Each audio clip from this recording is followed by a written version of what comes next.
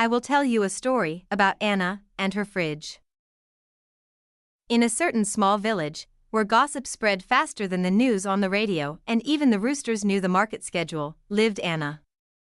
She was a woman with a heart on her hands, but with a fridge full of surprises. Her kitchen was ruled by wilted carrots, stale buns and cheeses that had managed to develop their own personalities. One day, looking at her fridge as if it were an episode of X-Files, Anna said, "Enough. Either I master her or she masters me." She started to take action. She watched films about not wasting food, where people made miracles out of peelings. She read articles about people who turned old potatoes into culinary works of art.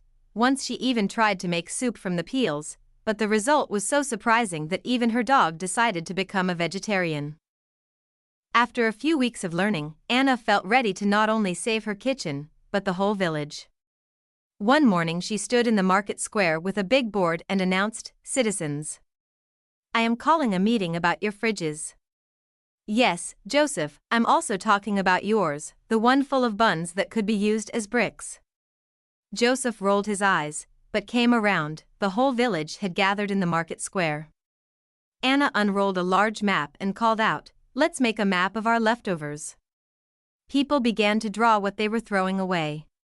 There were wilted cabbages, moldy jams and yogurts that had seen better days. "Maria, is that your jar of pickles from 2010? Anna asked. Maria just shrugged her shoulders. "They're ripening."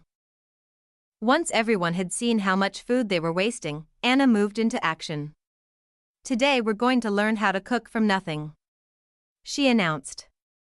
Everyone brought what they had.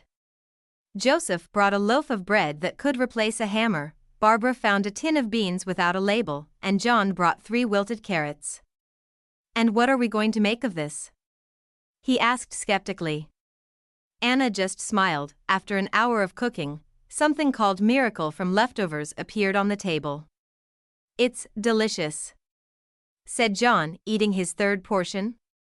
"Probably even better than from the tavern, and they have normal ingredients."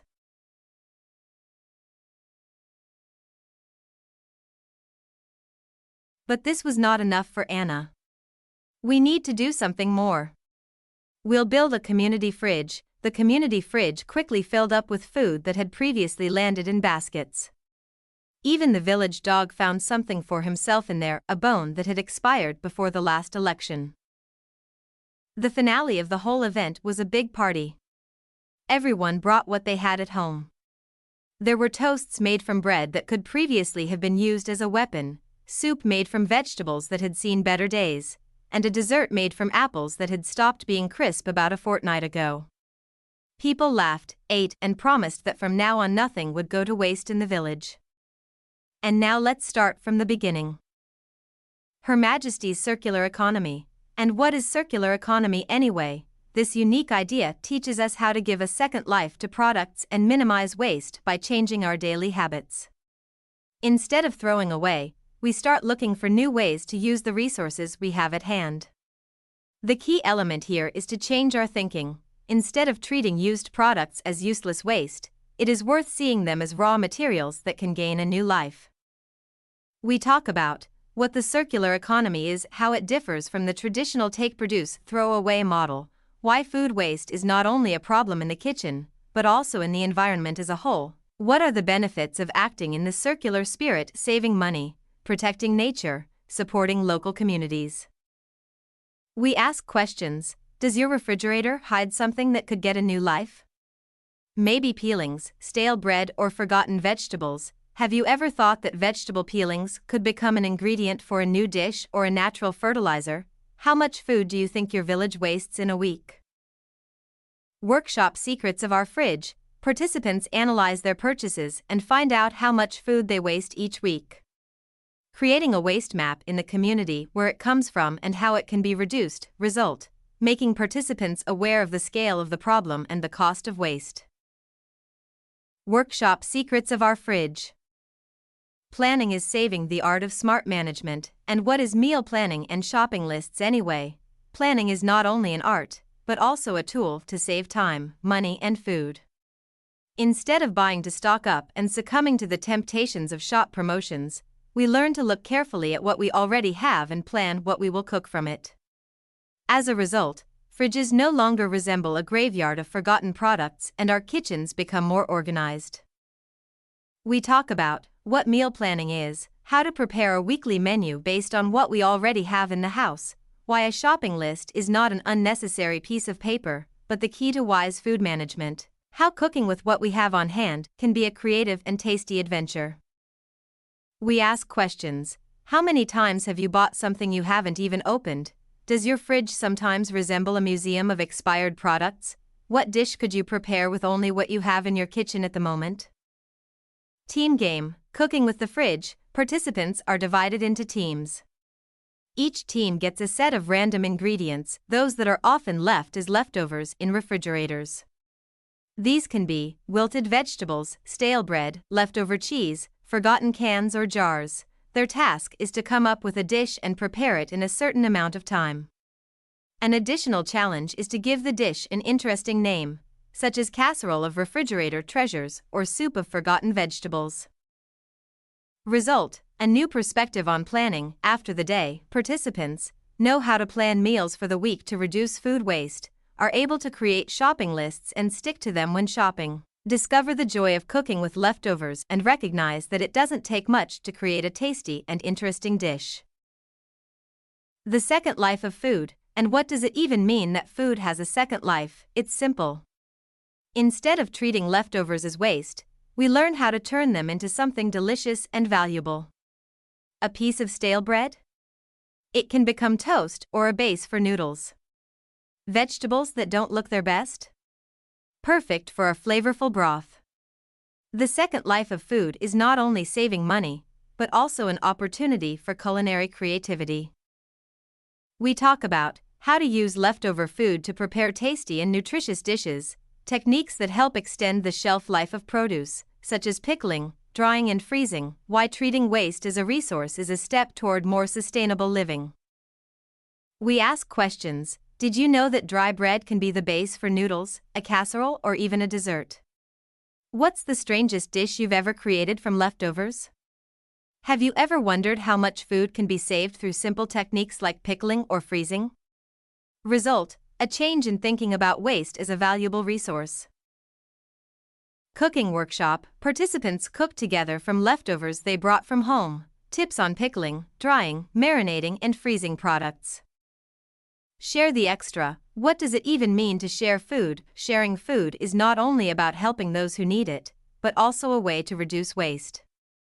We often have products at home that we don't manage to eat. Instead of throwing them away, we can share them with others. It's a simple but effective idea that brings people together and gives food a second chance. We talk about what edibles and food banks are, how they work and why they are so important for communities. Examples of places that have built stronger relationships between residents through food sharing, how creating a community pantry, community fridge, in a village can help everyone, both those who have excess food and those who need it. We ask questions. Have you ever thrown away a product just because you had too much of it? How much food do you think could be saved in your village by sharing it? Do you have anything at home that you could share today? Project: Shared Community Fridge. The goal of the workshop is to create a strategy for the construction and operation of a community fridge in the village, which will become a place for sharing surplus food. The fridge is intended to be a local initiative, integrating the community, reducing food waste and supporting those in need. Effect: Complex action plan. After the workshop, the community has a complex action plan that includes a strategy for building and organizing a community fridge, detailed rules for its operation, a timetable for implementation of the project, ideas for involving the community in the maintenance and development of the initiative. Taste Festival. What does it even mean to celebrate not wasting food? A non-waste celebration is a special day to show that every leftover ingredient has potential, and working together to reduce waste can be fun.